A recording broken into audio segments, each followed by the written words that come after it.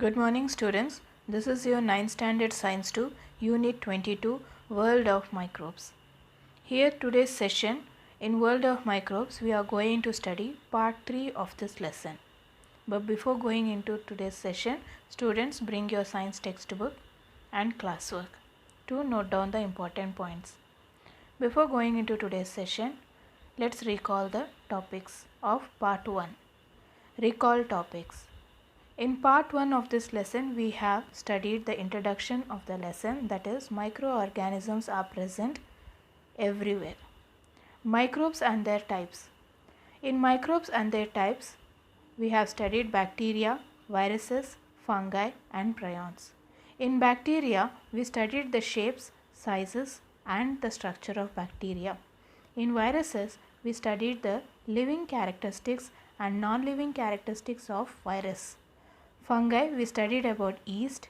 Prions, we studied that this is present in our nervous system.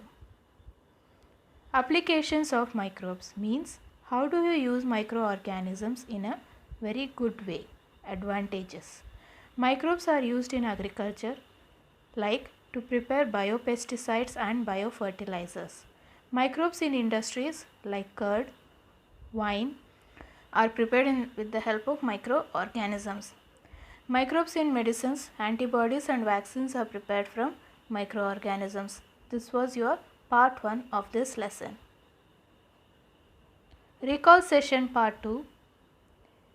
In part 2 of this lesson, we have studied microbes and diseases, that is, how microorganisms cause diseases.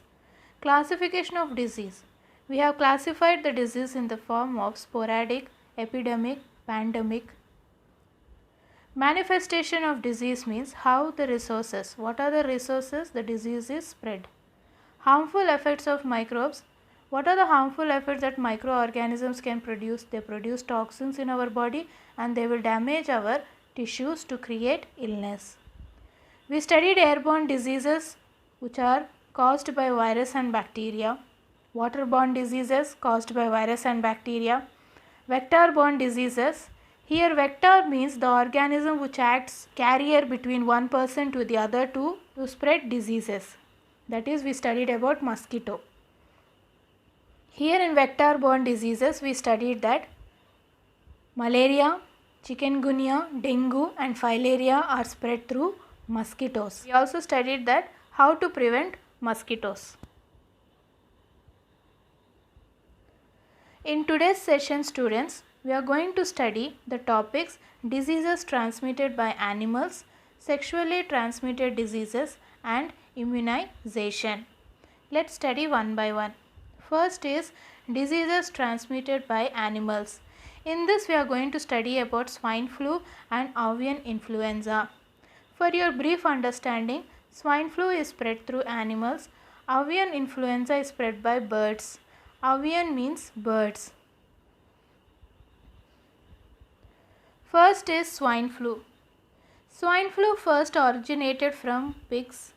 It is caused by virus that affects the pigs and has started infecting humans. The virus spreads through air. It affects the respiratory system of both pig and humans. More to know. Swine flu first surfaced in April 2009 and affected millions of people. It was spread during 2009. Then in June 2009 it was declared a pandemic by the World Health Organization because it is spreading through air. In 2015, India reportedly had over 31,000 people infected and 1,900 resulting deaths. What is H1N1? Is it swine flu? Yes, it is swine flu. Influenza virus H1N1 has been identified as the cause of this disease. It is transmitted from person to person by inhaling the air surrounding the pigs. What are the symptoms you see when this disease is spread? Sneezing, coughing, fever, nasal secretion, headache, sore throat, rashes in body, vomitings, body pains, diarrhea. These are the symptoms associated with this disease. What are the prevention and control measures? Administration of nasal spray vaccine. Avoiding close contact with a person suffering from flu. Avoid. Intake of water and fruit juices will help prevent dehydration. You have to take a lot of liquid. Plenty of rest will help the body to fight infection. A lot of rest is given to the patient. Always wash hands and practice good hygiene. If you are working in any poultry or kettle like cows, please wash hands and practice good hygiene for your good health. Next is avian influenza. As I told you, avian is nothing but bird. This disease is spread through birds. Avian influenza is a contagious bird disease caused by viruses. Birds that can carry spread avian influenza virus include poultry such as chickens, turkeys and ducks. Wild birds and pet birds are also infected with this disease. It is caused by the influenza virus, that is H5N1. Why it is said to be influenza? Because this is causing the damage to the respiratory system. So it is said to be influenza. Influenza is nothing but which creates cold cough. The incubation period in our body of the virus is 2 to 7 days it will be in our body. People who have contact with infected birds or surfaces that have been contaminated by the nasal secretion or droppings of the birds will transmit this disease from birds to humans. What are the symptoms? Fever, cough, sore throat, running nose, muscle and body pain, fatigue means becoming very weak, headache, redness of eyes, conjunctivitis and difficulty in breathing are the symptoms of avian influenza virus. Are you clear, students? Do you know, students, the avian influenza virus A H5N1 emerged in 1996. It was first identified in southern China and Hong Kong. H5N1 was first discovered in humans 1997 by World Health Organization. First outbreak was in December 2003. Prevention and control. Prevention and control. Avoiding open air markets where infected birds are sold. Avoid open area markets where birds are sold, infected birds. Avoiding contact with infected birds and avoid consumption of infected poultry. Proper cleaning and cooking of poultry should be done. Next topic is sexually transmitted diseases. Here in sexually transmitted diseases, we are going to discuss about AIDS and hepatitis B. Some pathogens are transmitted by sexual contact from one partner to another and not by casual physical contact. A few sexually transmitted diseases are AIDS and hepatitis B. Let's learn briefly. AIDS. AIDS full form is acquired immunodeficiency syndrome. That is, it will affect our immune system. It's caused by retrovirus because its nucleic acid is RNA. And it is also known as human immunodeficiency virus, HIV. The virus attacks the white blood cells or lymphocytes. The white blood cells which protect our body from diseases are being attacked by AIDS and weakens the body's immunity or self-defense mechanism. It will weaken our body. It is transmitted through sexual contact from infected person to a healthy person through blood transfusion also. When a patient is given blood, you have to check the blood so that it doesn't contain any HIV. The AIDS can be transmitted through surgical equipments also, like used needles and syringes. Maternal fetal transmission can also be seen, that is, infected mother. If the mother is having HIV, it will transfer to the baby also. What are the symptoms of AIDS? Weight loss is seen. Prolonged fever, sweating at night are the important symptoms for AIDS. Do you know, students, HIV was first recognized in Hatay, USA in 1981. In India, the first confirmed evidence of AIDS infection was reported in April 1986 from Tamil Nadu. The AIDS vaccine RV144 trial was conducted in Thailand in 2003 and reports were presented in 2011. So what are the preventions and control measures to avoid AIDS? Disposable syringes and needles should be used. Means when you are using needle or syringes, it should be thrown away. It should not be repeatedly used to other patients. One time use. Protected and safe sexual contact. Screening of blood before blood transfusion. When you are giving a blood to a patient, you have to check the blood whether it is having any HIV. Avoid sharing shaving blades and razors. People should be educated about AIDS transmission. All the people should be educated how the AIDS is transferred. Next is hepatitis B virus or serum hepatitis. What is actually this? It occurs due to infection of hepatitis B virus, that is said to be HBV. The virus damages the liver cells, causing acute inflammation like burning sensation in liver. It is transferred from infected mother to the child also. This is also transmitted through blood, breast milk, sweat, tears, saliva also.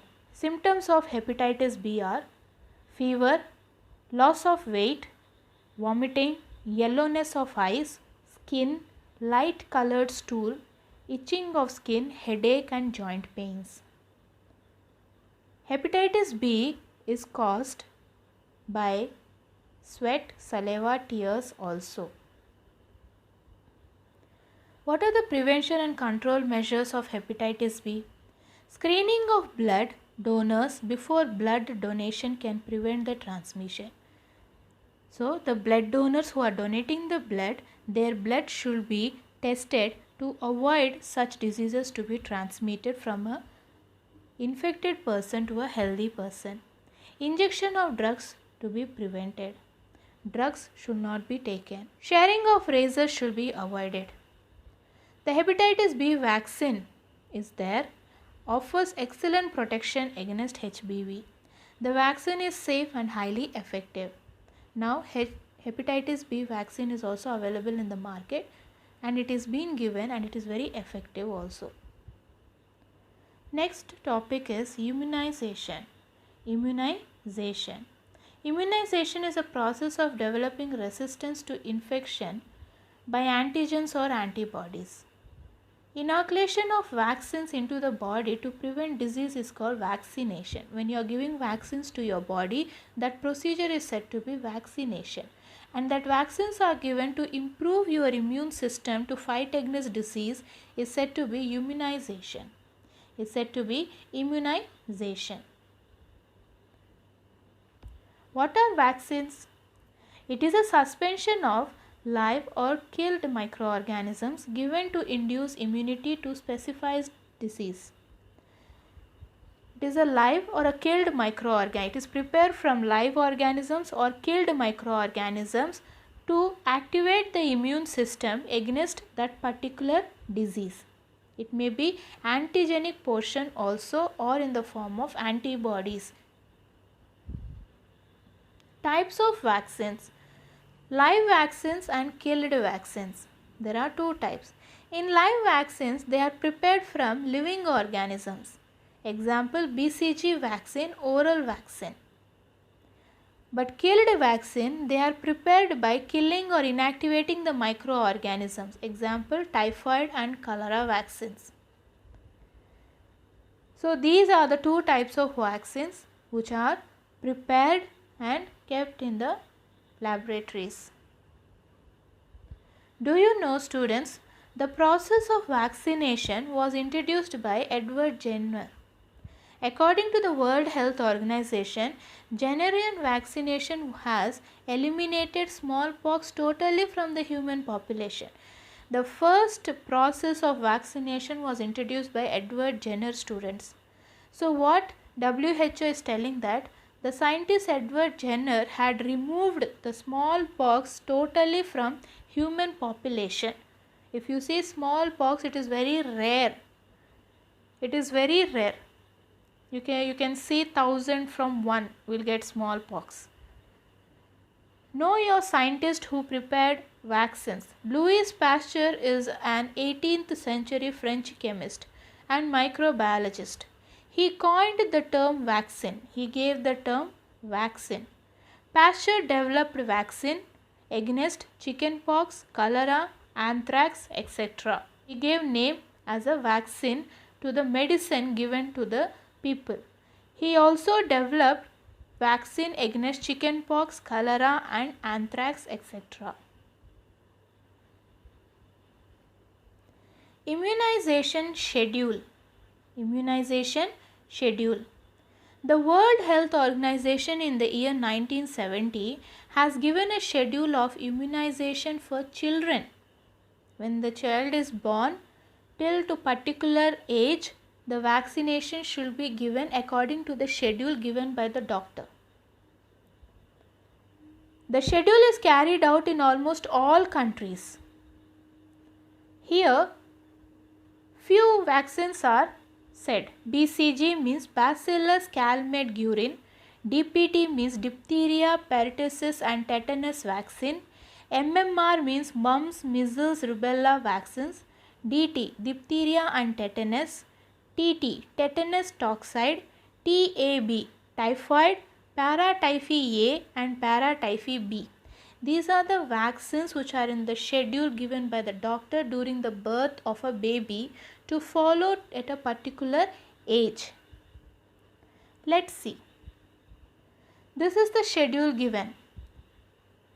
Here age is given, at what age and what vaccine and how many dosage, means how many times you have to give to the baby. Newborn, BCG is given one time, newly born first dose or one dose only. Any side of your shoulder you will be having a mark of injection, a mark that is said to be BCG vaccine. After 15 days of birth, oral polio is given, that is one dose only.